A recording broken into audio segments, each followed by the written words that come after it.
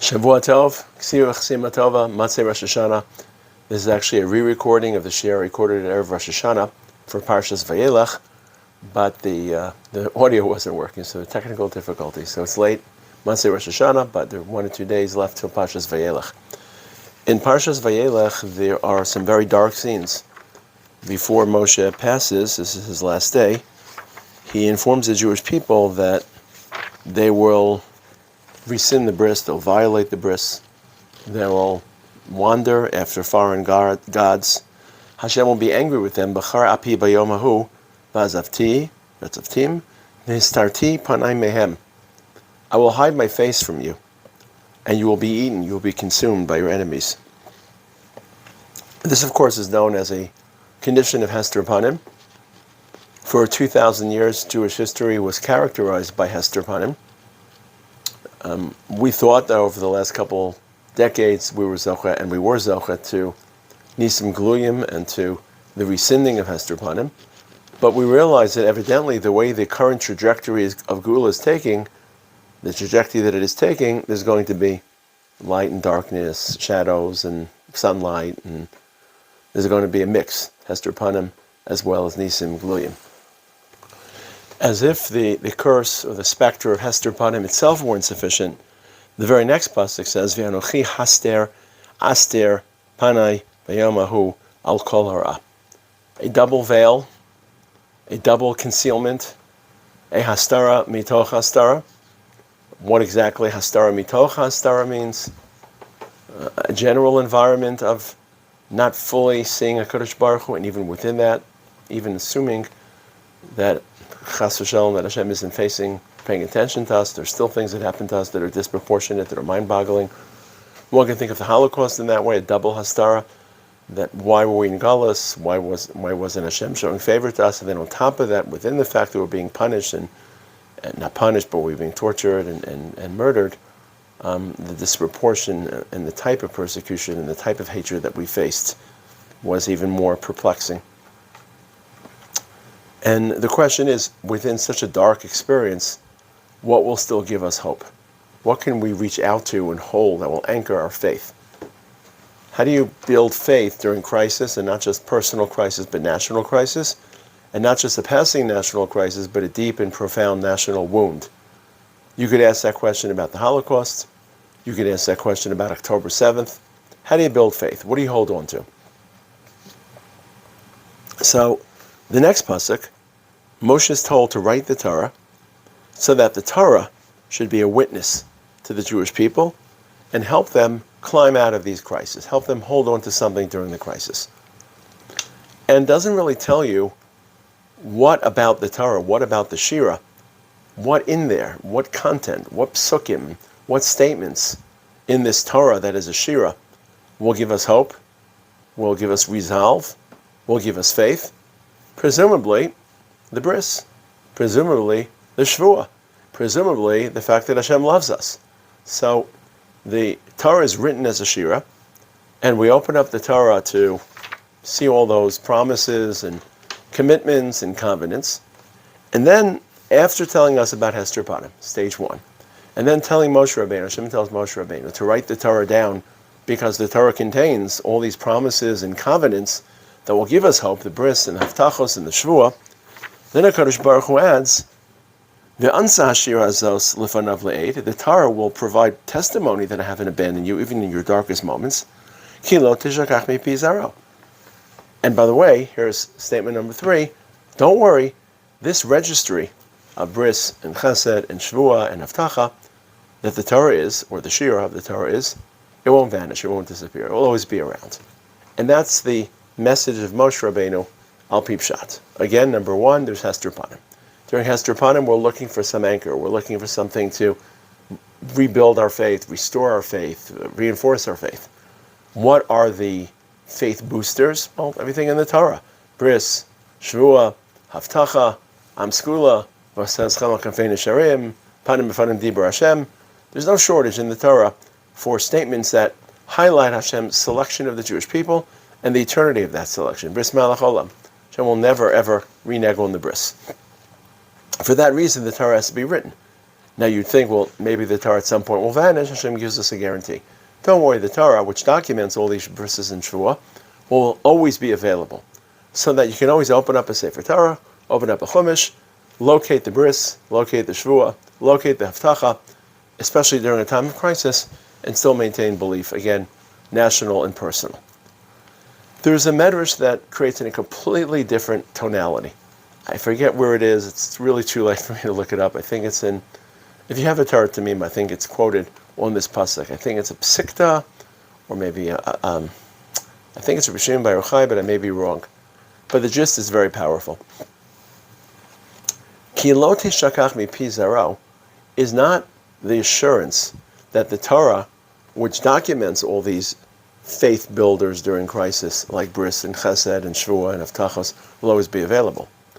The eternity and the irrepressibility and the immutability of Torah is itself the faith booster, is itself what allows us to survive Hester Panim. Namely, we can live in a world in which nothing makes sense.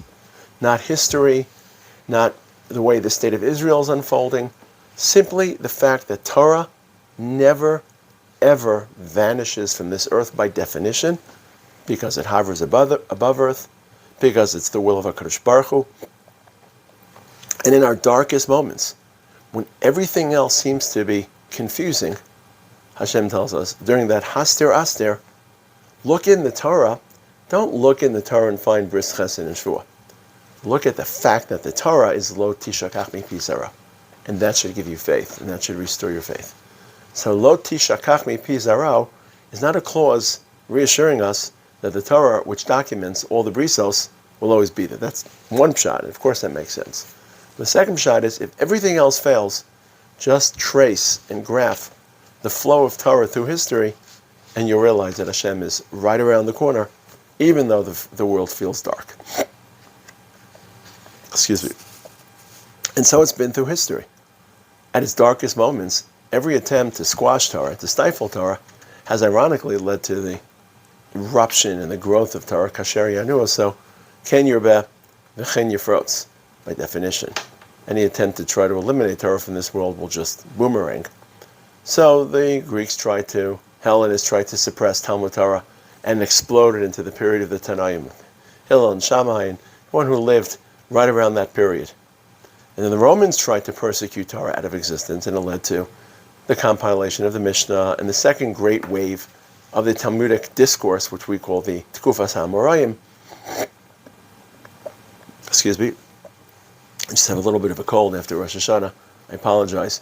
Remember, the Bar Kokhba rebellion is stifled in 133, and Rabbi Nasi lives in the 3rd century. It's about 100 years later. And of course, the attempt to eliminate Torah from the French Rhineland in the 11th century, in the early 12th century, and then of course it leads to France becoming the hotbed for Torah and for Tosfos, the school of Tosfos, the academy of Tosfos, radically altered how we study Torah. And the attempts of Poland to persecute Jews in the 16th and 17th century, in the 17th century, leads to Poland becoming the bastion of Torah. And throughout history, of course, in the Holocaust, and just the sheer miracle, miraculous nature, that after we lost half of our population, a third of our population, half of our national wealth, and the yeshivas of Europe were just emasculated by the Holocaust, now, 80 years after the Holocaust, Torah is being studied in greater volume, not necessarily caliber, but greater volume than ever before. And there's no question about this, since the first Beis HaMikdash. So Hashem is telling us in Parshas Vayelech, Moshe is relaying to us, during times of crisis, don't just look to the contents of Torah, the Bris, the Shvuah, the Haftacha. And by the way, Torah will always be available for you to look it up and take note, but look at the fact that Torah remains despite historical pressures, and in some ways, not just despite, but because of the historical pressures, Torah surges forward. Which brings us to an interesting, I say dilemma, but ideological difference in today's world. For someone like me, the fact that Torah is flourishing is in sync with how I view history. Because of course Chazal didn't give us specific signs when Mashiach's coming and how he'll come. But if you're looking through the cracks and you want to have some sense of historical bearing and historical coordinates, You look at the greening of Israel, that it was a desert and a swampland, and it was barren, and it was desolate, and now it's blooming with cities and farms and mountains and hills and water technology. You look at Kibbutz Galios, obviously. In fact, that millions of Jews are returning from all over the world. You look at the superpower that Israel has become, despite all the odds stacked against it, and you look at the flourishing of Torah. For me, the fact that Torah is learned at such a clip, whether it's in Mir, in Yerushalayim, or in Gush, where I live, Panovich, or whether it's in Lakewood, I feel it's because we have a state of Israel. And it's both contributing to Geula, it's reflecting the redemptive age, and at a material level, obviously in Israel, the fact that our government spends so much money to support Torah, which now recently has become a very, very controversial for someone that loves Torah and supports Torah, but yet, how can you run a democracy where people that are contributing in ways that are more material are not getting their fair share? It's almost a financial issue, which is loaded with moral questions. But in a more metaphysical level, I believe that there wouldn't be a Lakewood if not for the fact that we have a state of Israel and that we have Komimios and that there's restored Jewish pride. And when we feel pride, we express it in Torah. Now, a lot of people would find that statement controversial, and I understand why. Because Torah is meant to be apart from history, as Kilo Tishakach Mipi Zaro. Pasuk itself says it could be the darkest period in history. But I believe we're in a different period of history. And the success of Torah and the dramatic success in Torah is not just a harbinger, it's also being caused by whatever first steps, initial preliminary proto-steps we've taken to begin our Geula. And I think a lot of people would disagree with that. And in fact, they would disagree sharply that Torah has nothing to do with history, and everything that's happening in history is not redemptive for those that don't see it as the beginning of a process. And Torah is the only track and the only road towards Geula.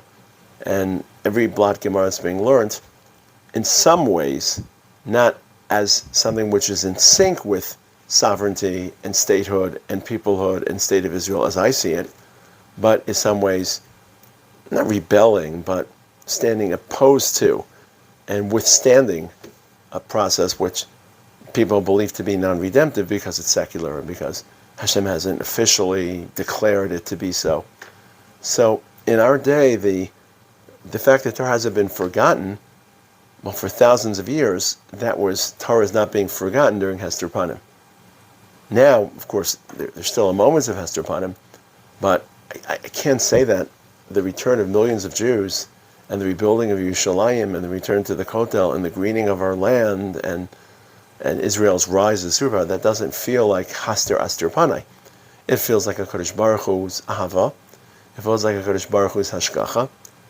But we're not fully there, and there are moments of Hester Panim, and October 7th was certainly like that. So now Torah is fueling the release of and the emergence from Haster Panai. And to me, that's a proof that we're in a different stage. Whereas for some people, it's more or less still the Torah of Haster Panai, where Hashem really hasn't changed much. I'm trying my best to articulate that other side.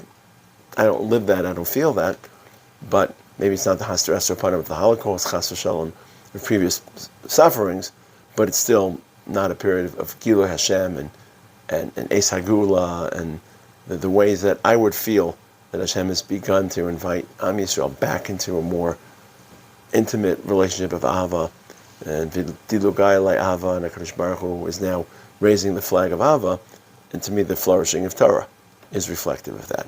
So it's a very thought-provoking medrash, independent of whatever ideology you take, but just looking back at the past 2,000 years, no matter how bad it got, Torah always flourished and succeeded.